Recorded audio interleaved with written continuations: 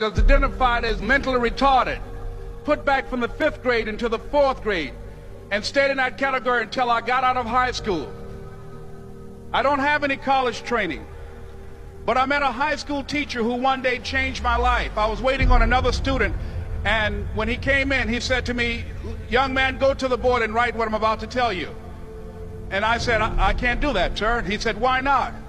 I said, "I'm not one of your students." He said, "It doesn't matter. Follow my directions now."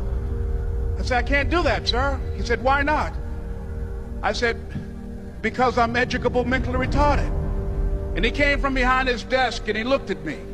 He said, "Don't ever say that again. Someone's opinion of you does not have to become your reality." And as he talked, my heart began to beat fast. Tears began to run down my eyes, and I was in the back just listening to him, because the speech he was giving, that speech was for me. And he said, "Les Brown," he said, "if you want to do anything worthwhile in life, you've got to be hungry." I told Mr. Washington I wanted to become a disc jockey. And so I started working to develop myself. He said, "I want you to practice every day being a disc jockey." I said, "But I don't have any job now." He said, "It doesn't matter." He said that it's better to be prepared for an opportunity and not have one than to have an opportunity and not be prepared. And as I was working to develop myself, I applied for a job as a disc jockey, WMBM on Miami Beach. I went to a guy named Milton Butterball. I said, "How you doing, Mr. Butterball? I'd like to get a job as a disc jockey." He looked at me, he said, "You have any broadcast background?" I said, "No, sir, I don't." "You have any journalism background?" I said, "No, sir, I don't." He said, "We don't have any jobs available." I said, "Yes, sir." I went back to Mr. Washington and I told him. He said, "Don't take it personally." He said, "Most people are so negative, they will have to say no 7 times before they say yes." He said, "Go back again."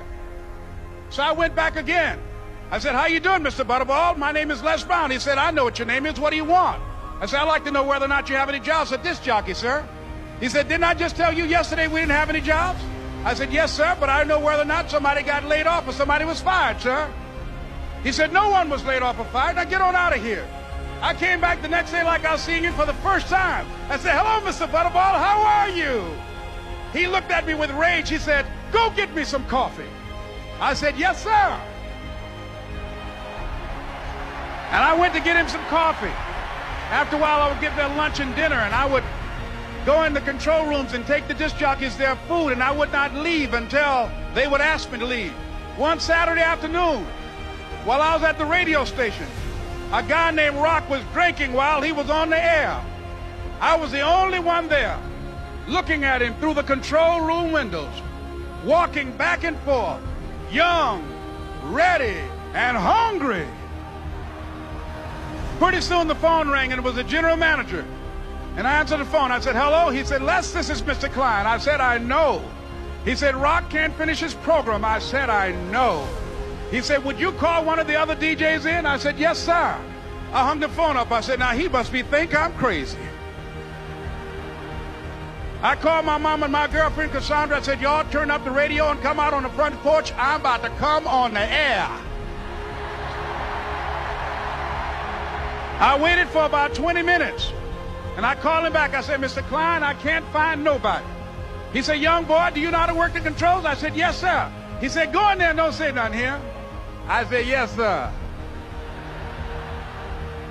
I couldn't wait to get behind those controls. I put on an old Stevie Wonder record called Fingertips. I sat down behind that turntable. I said, "Look out, this is me, LB Triple P, Les Brown, your platter playing papa. There were none before me, and there will be none after me. Therefore, that makes me the one and only. Young and single and love to mingle, certified, bona fide, indubitably qualified to bring you satisfaction, a whole lot of action. Look out, baby, I'm your love man." I was hungry. I was hungry. You got to be hungry. Begin to know that you have greatness within you.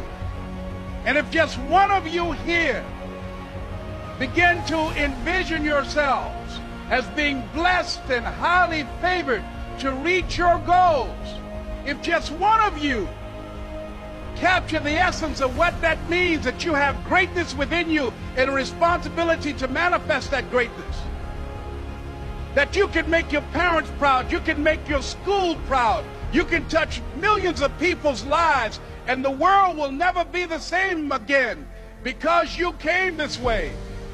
It was hard, ladies and gentlemen, coming to speak to people.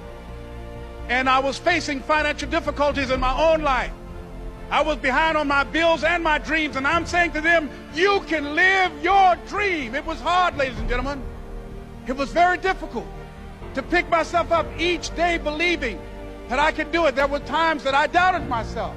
I used to ask myself, can I do this? And something said within me, you're the one. Don't give up on your dream.